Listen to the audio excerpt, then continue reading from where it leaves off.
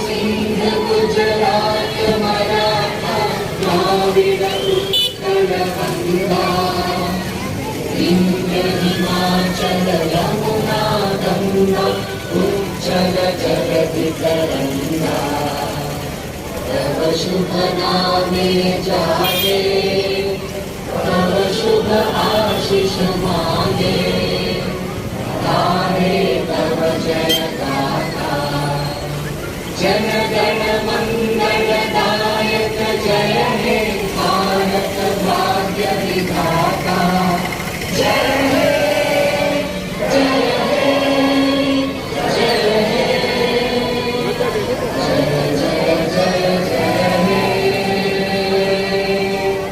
हिंदुस्तान हिंदुस्तान इंकलाब इंकलाब इंकलाब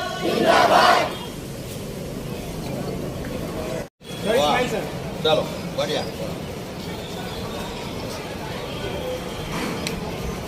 आपकी परिवार हमारा देश बिल्कुल खुशहाल रहे, वही मैं दिल से चाहता हूँ और हमारी एकता की एक मिसाल बनाना चाहूँगा।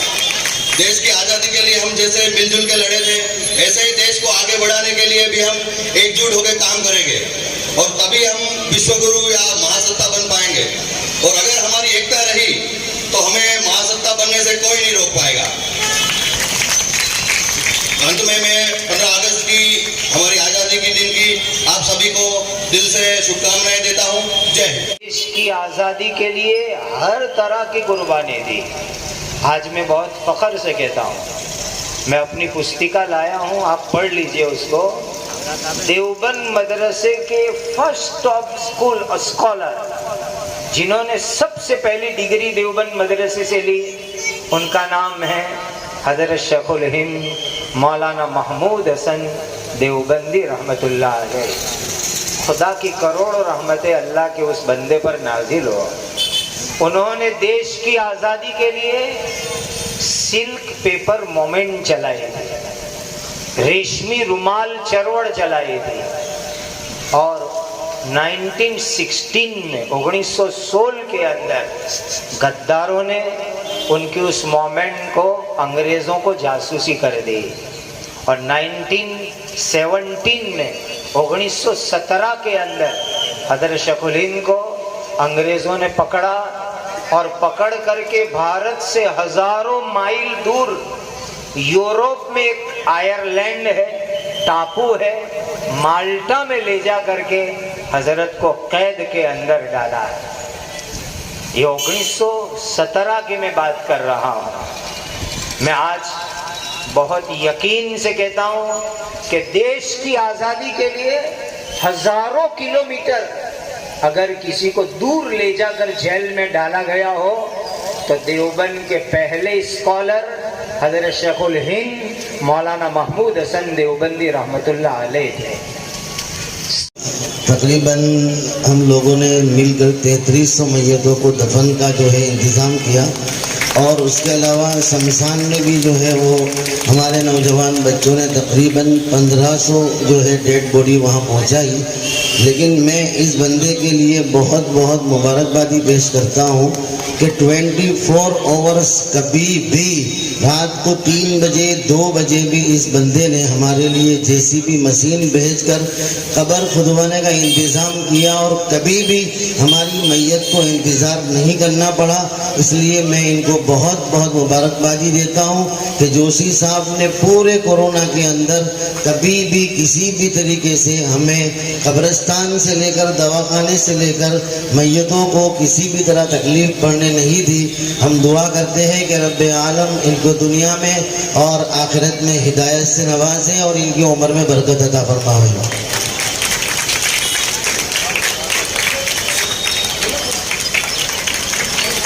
यौम आज़ादी के मौके पर आज जो झंडा प्रोग्राम का किया गया, आज हमारे खुसूसी मेहमान क्या लाठिया साहब मौजूद हैं। मैं इनसे जानना चाहूँगा कि ये प्रोग्राम में आपने हिस्सा लिया तो आपको कैसा महसूस हुआ, कैसा लगा? आज बिल्कुल ही एक हमारी गंगा जमुना जो तहजीब है वो उसकी झलक मुझे दिखी यहाँ पे। मैं जहाँ स्टेज पे खड़ा था उसके सामने ही मुझे भोले बाबा का मंदिर भी दिख रहा था और हमारी एक पाक दरगाह है इस विस्तार की सबसे पुरानी, वो भी दिख रही थी। और उस मंच पे ये हमारे मदरसे अहमद मुस्तफ़ा जो ये मदरसा है उनके सभी आगेवान थे। इन्होंने बड़े हर्षोल्लास से आज़ादी का ये पर्व मनाया और देश की सुख शांति के लिए कामना की और अमन और भाईचारा देश में हमेशा कायम रहे, उसके लिए ऊपर वाले से दुआ मांगी है। मैं दिल से चाहता हूं कि उनकी हर दुआ कबूल हो और ऐसे ही प्यार मोहब्बत से अमन के साथ हम सब मिलजुल के सदियों सदी अनंत तक हम ऐसे ही त्यौहार हमारा आज़ादी का पर्व मनाता रहे। ये बहुत ही मेरे लिए एक बहुत ही सुखद अनुभव था और इसके लिए मैं इन सभी आयोजकों को दिल से धन्यवाद देना चाहूँगा। बहुत बहुत शुक्रिया।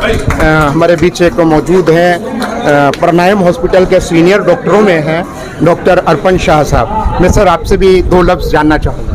ये बहुत ही अच्छा प्रोग्राम था और आज ये 75 हमारे इंडिपेंडेंस डे पे मुझे ये रियलाइजेशन भी हुआ कि हम लोग एकता और उसमें सब बिलीव करें तो हम लोग पावर से सुपर पावर कैसे बन सकते हैं और ये नया हिंदुस्तान है। एंड अगले 10 से 20 साल में वी होप कि हम सुपर पावर हो जाए। सर आनंद आश्रम साहब मौजूद है हमारे बीच। सर आपके जो लफ्ज़ थे शुरू में जो आप बोल रहे थे वाकई वो लफ्ज़ नोट करने जैसे थे। मैं चाहूँगा कि हमारे चैनल के माध्यम से पूरा हिंदुस्तान सुनिए आपके। सारे जहां से अच्छा ये हिंदुस्तान हमारा, हे तिरंगे तो हमारी शान है, हमारी जान है, तिरंगे हम तुझ पर कुर्बान। आज के इस प्रोग्राम में आकर मेरी जो अंतर आत्मा की भावनाएं जागी हैं मैं उनको शब्दों में बयान नहीं कर सकता। किस तरीके से ये देश में डिवाइड बना हुआ है मुझे वो एक्सप्रेस करने में तकलीफ हो रही है। इतना प्यार, इतनी आपसी मोहब्बत। मित्रों, हम वही सांस, जो सांस आप लेते हैं वो सांस मैं ले रहा हूँ, वही सांस सारे भाई बहन ले रहे हैं। ये कौमवाद आया कहाँ से? मुझे उस शब्द से तकलीफ होती है। जो पानी मेरा मुसलमान भाई पीता है वो पानी मैं पीता हूँ।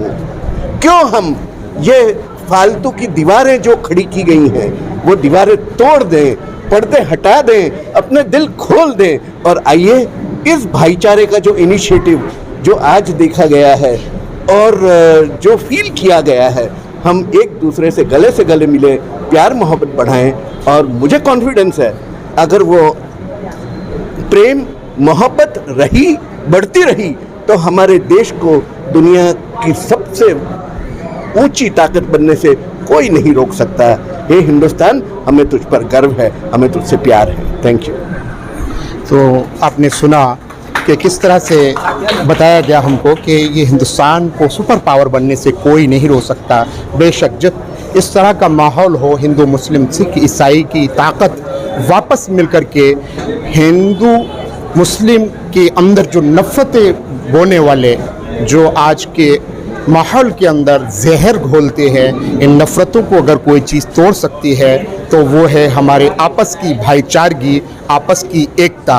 और उसी एकता की ज़रूरत है। और हमने ये प्रोग्राम के अंदर पूरा यही देखा कि एक मंच, एक खूबसूरत मंच था। जिस तरह से तिरंगे के अंदर कई कलर हैं, 3 कलर से तिरंगा तैयार हुआ है, इसी तरीके से ये हिंदुस्तान भी कई कौमों से, कई मज़हब से और सारे लोगों के ज़रिए से ये हिंदुस्तान को आज़ादी मिली है कि हिंदू मुस्लिम सिख ईसाई आपस में है, भाई भाई। इसी नारे के तहत हिंदुस्तान आज़ाद हुआ था और हिंदुस्तान के अंदर ये मोहब्बत बाकी रहे, इसी के लिए तमाम के तमाम ये दुआ करते हैं। जैसी है, अब हम सोचे कि कैसी मेहनत की होगी इन्होंने। माशाअल्लाह, अल्लाह इनकी खिदमत को कबूल फरमावे और हर बच्ची को ऐसी मेहनत करने की तौफीक अता फरमावे कि जो दीन और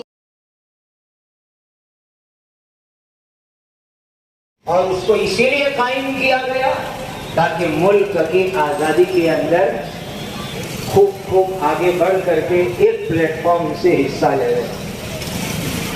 1921 की बात सुनना, मौलाना हुसैन अहमद मदनी ने फतवा दिया कि अंग्रेजों की फौज में भर्ती करना हराम है।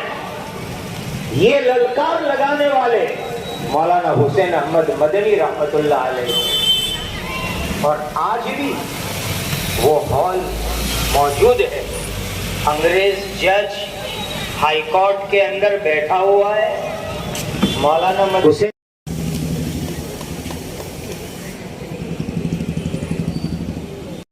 उनसे गुजारिश करूंगा कि वो आए और डॉक्टर अर्पण शाह प्राणायाम हॉस्पिटल के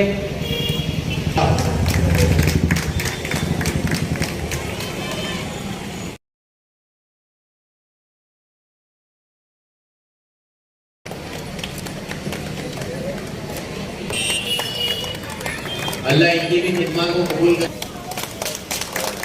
हिंदुस्तान कैसा है देखना हो तो इस पर देख लो।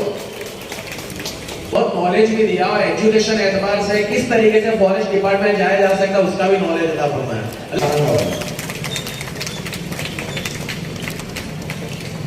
इनकी सादगी पे ना जाए।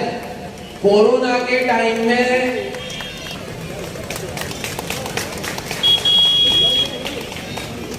और मैं अल्हम्दुलिल्लाह मदरसा सिर्फ ईंटों पत्थर और सीमेंट से खड़ा नहीं होता। एक इस मदरसे की सारी खिदमत को कबूल फरमावे। आमीन कहो भाई जोर से। और जो नियत है मदरसे के आगे कि अल्लाह उसे भी तकमील तक पहुंचावे। अब मैं आखिर में हजरत मुफ्ती महमूद साहब दामद बरकातहू से गुजारिश करता हूँ कि वो आए और अपनी शीरीनी ज़बान में हमें फैज़याब फरमाए।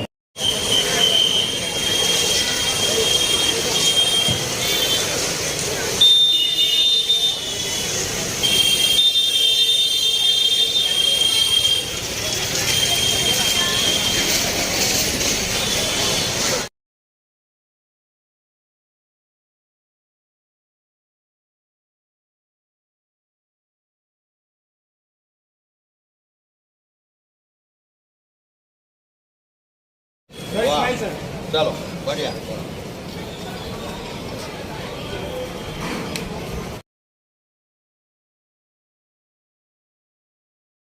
और उसको इसीलिए कायम किया गया ताकि मुल्क की आजादी के अंदर